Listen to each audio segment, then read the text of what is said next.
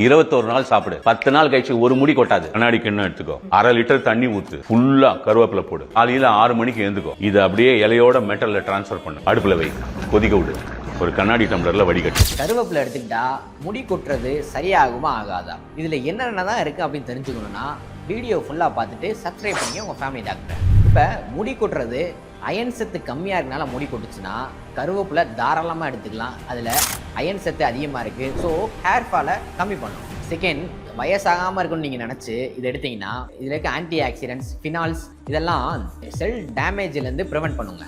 So பாடியில் இருக்க cells, scalp இந்த மாதிரி ஏரியாவில் செல் டேமேஜ்லேருந்து நமக்கு ப்ரிவெண்ட் ஆகலாம். தேர்ட், பீட்டா கேரோட்டின் இருக்கனால கண் பார்வைக்கு நல்லது.